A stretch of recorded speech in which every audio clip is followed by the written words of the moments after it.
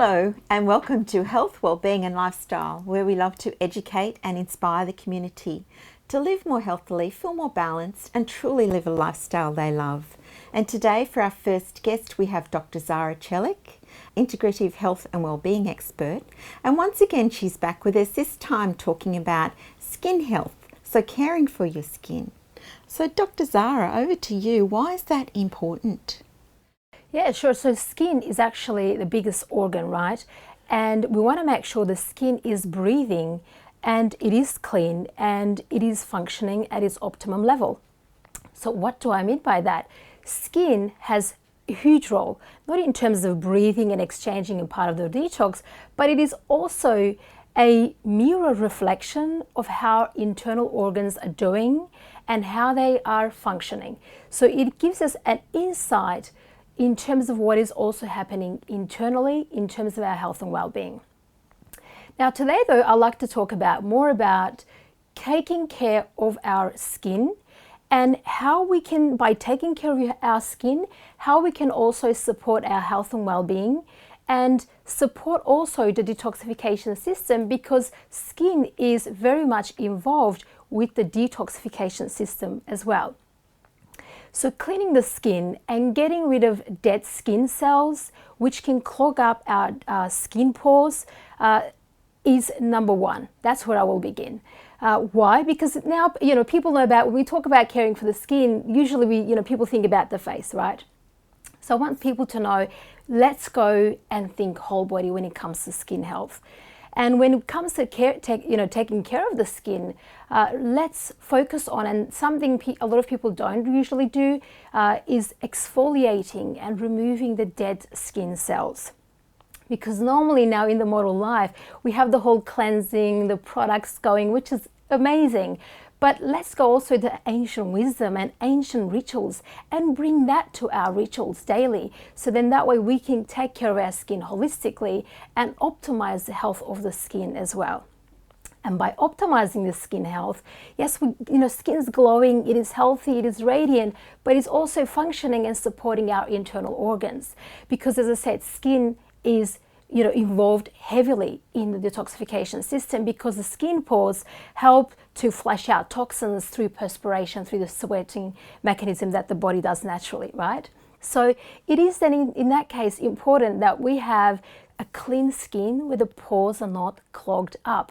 And the best way to achieve that, I find, Linda, is through an ancient wisdom, a ritual. It's called Turkish hammam bath ritual. It is magnificent because it uses a special glove called kisa glove, which you put on, and it is usually after a steam session. There usually a nice ritual goes with that. But even at home, our viewers can do it after a bath or shower when the skin's nice and moist and it is warm, because that's when the skin cells are nice and warm, and moist rather. So then it's good to wear that glove and remove all that dead skin, and literally it comes off like a spaghetti, it rolls off. And that process allows the skin to breathe. All the skin pores are open, right? And the skin's able to breathe and detox efficiently at an optimum level. So that's a big one that I will actually encourage our viewers to get onto, these ancient wisdoms. Apart from the products that we apply, the whole moisturizers and everything else, then of course hydrate the skin, which is excellent. So a good hydration, both internal and external. So drinking enough water to hydrate our cells, drinking enough for our body shape and type, so all our cells are hydrated and looking more like grapes than sultanas. And then there's the hydration, of course, external. Toning is excellent. So rose water is my favorite.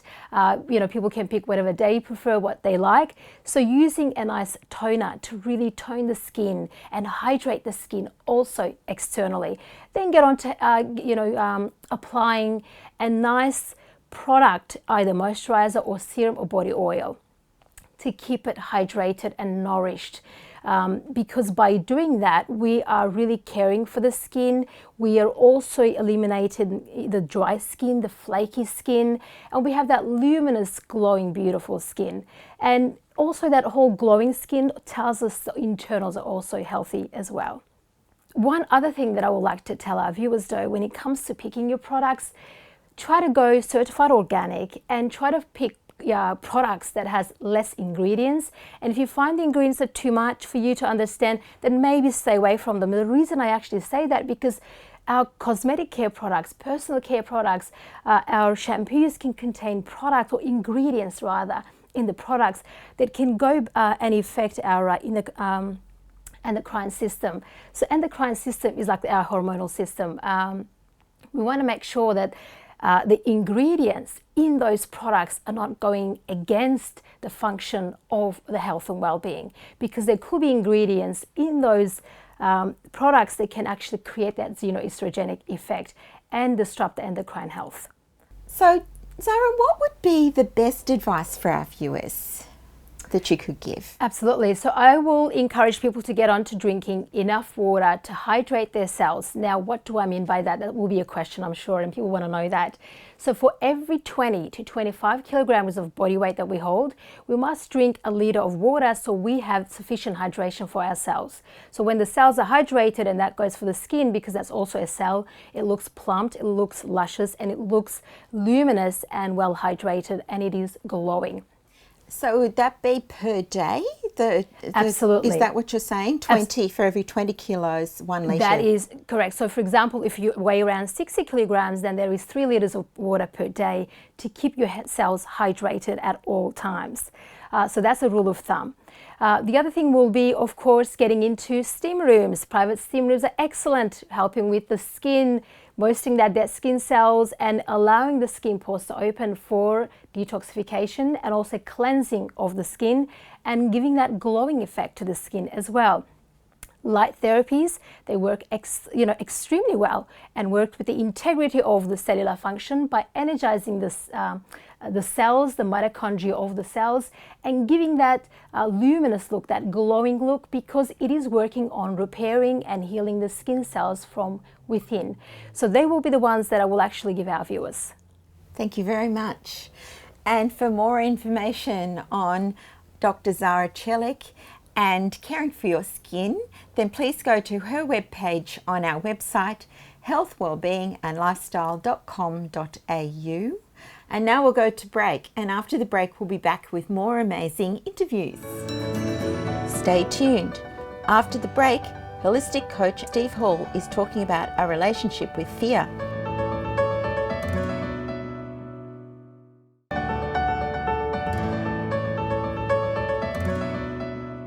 Welcome back, and today we have Steve Hall back with us, our holistic coach, and part of the series in Living a Life of Value and Meaning. Today's topic is our relationship with fear. So welcome back, Steve. Thank you, Linda, and thanks for the introduction. Our relationship with fear. I know, right? A lot of people don't like fear, and I can well understand that.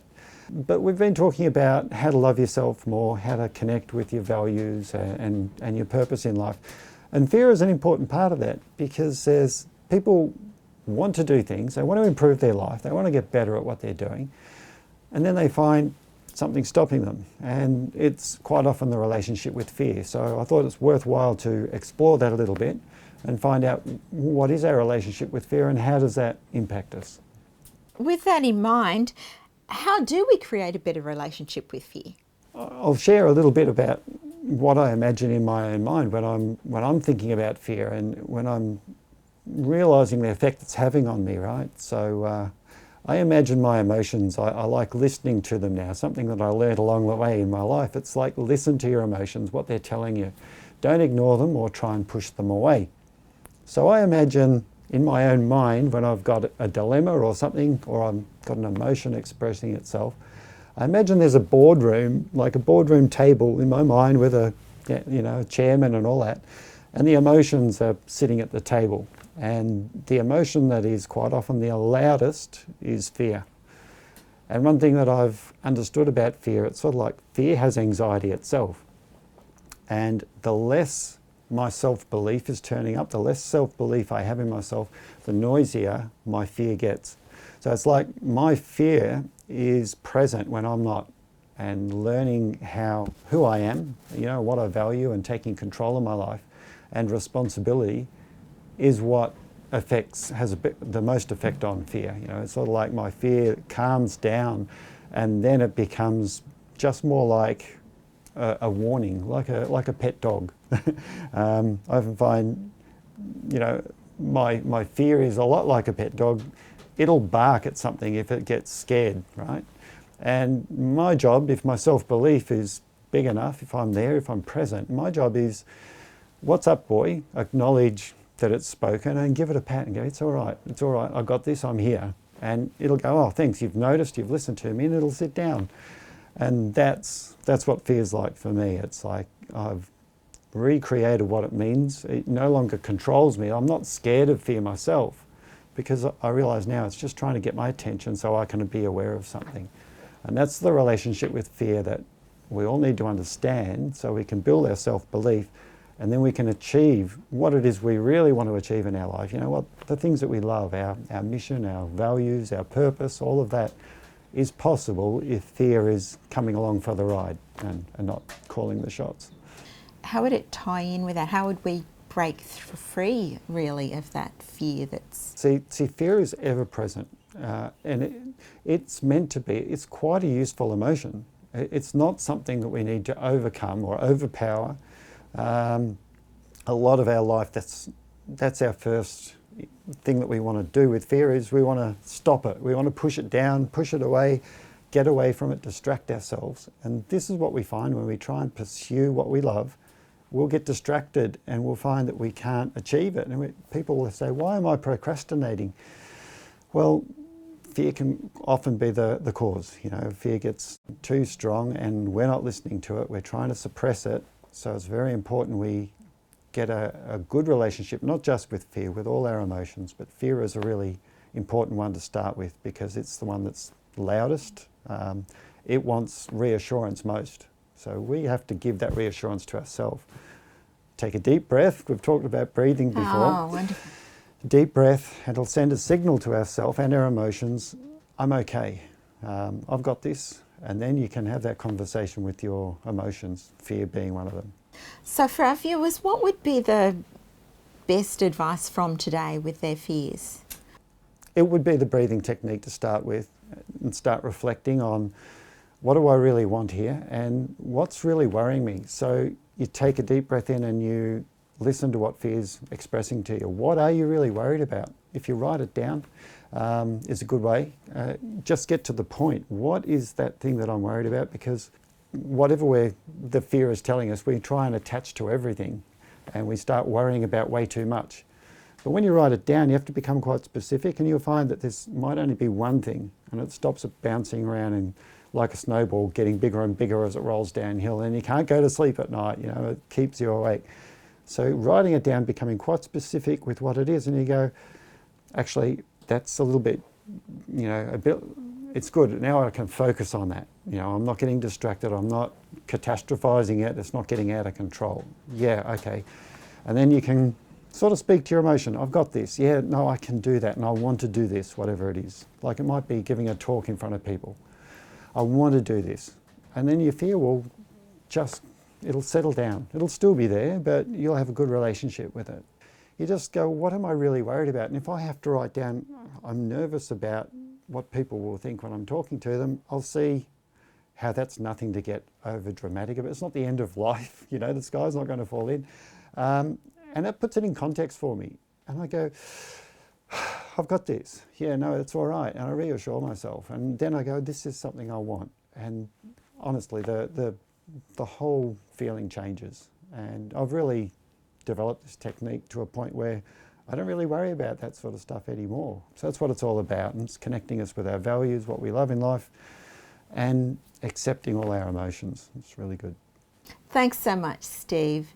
And for more from Steve and living a life of value and meaning, and specifically your relationship with fear, then please go to his webpage on our website, healthwellbeingandlifestyle.com.au.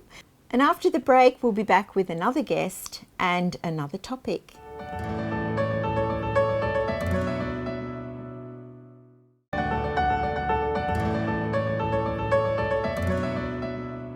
Welcome back. Today we have Heather Bell Murphy on the show, a health, life and love coach, and our topic is the secrets of long-lasting love.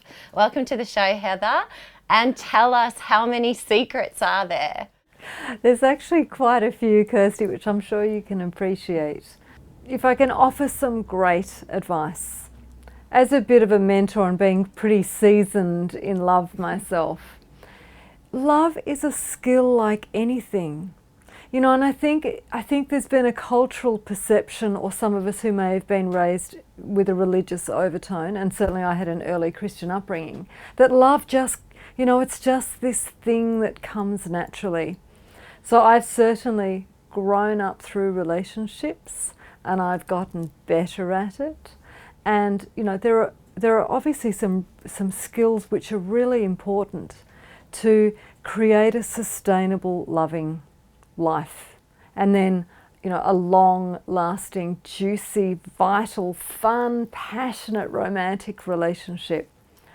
Number one is definitely to fall in love with yourself first, and to know your strengths and identify your weaknesses. Now, if you know that you've got a really flaky, bad habit, for example, being bad with money, that's probably something which you prefer to address sooner rather than later, because that's one of those things that can make sustainable love tricky.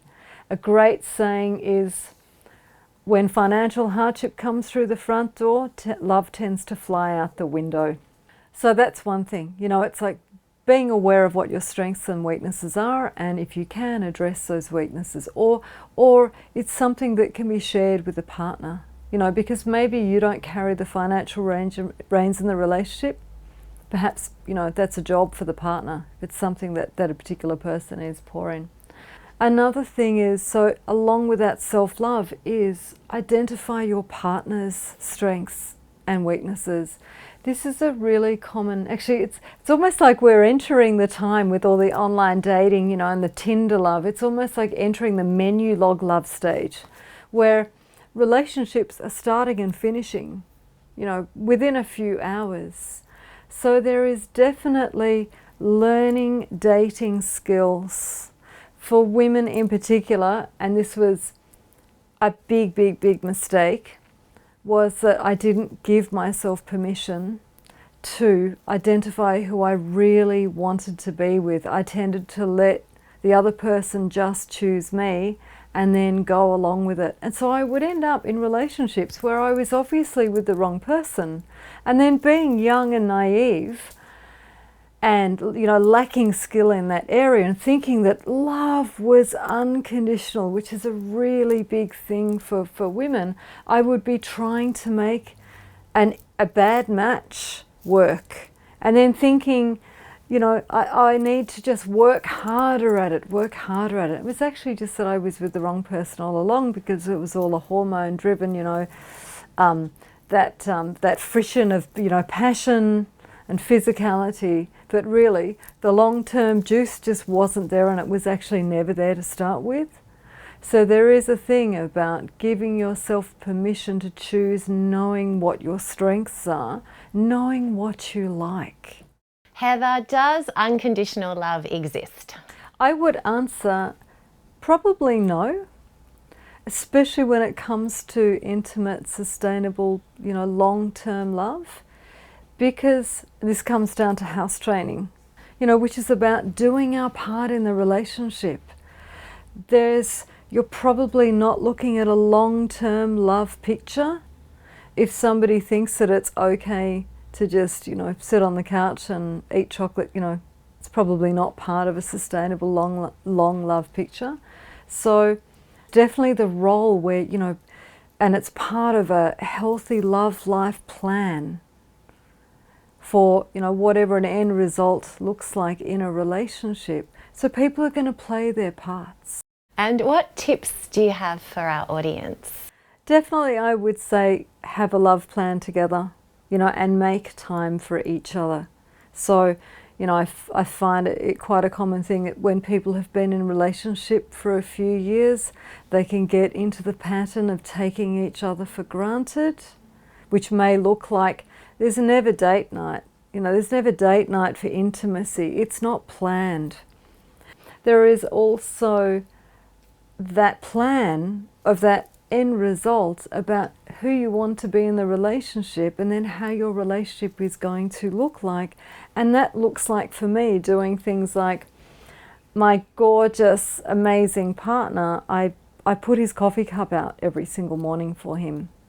And I leave his towel in the bathroom so that after I've showered, I hang his towel on the towel rack.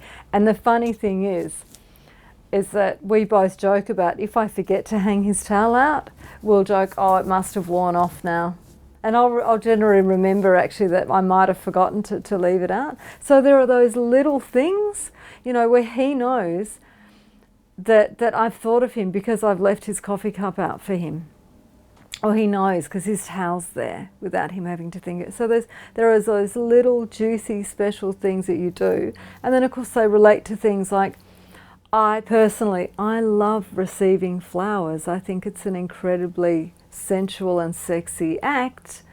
And so, you know, he gives me roses on a regular basis. Bit of a surprise in there, which is really nice. So it's never like it's a spontaneous Tuesday every week because he set a calendar to it or something, you know, but it's a really lovely surprise. However, I've got friends. Now that was part of my juicy fantasy little movie that I played out in here before we met that now projects out here. I've got friends who don't like holding hands, don't like getting flowers. You know, they think, what's the point of receiving something that's going to be dead in a week? So that's not part of their plan, which is fine. So they've got a different plan. So of course, it all depends on choosing what we like to start with, and then being capable of receiving it. Now, women receiving is a massive, massive secret and also gift to a man. I've got friends, and I've got those kinds of Facebook friends where they'll be posting, you know, when a man loves a woman, he'll give her this and you hold her and do this. And then they can't receive a cup of coffee, or they can't receive the offer of a ride home.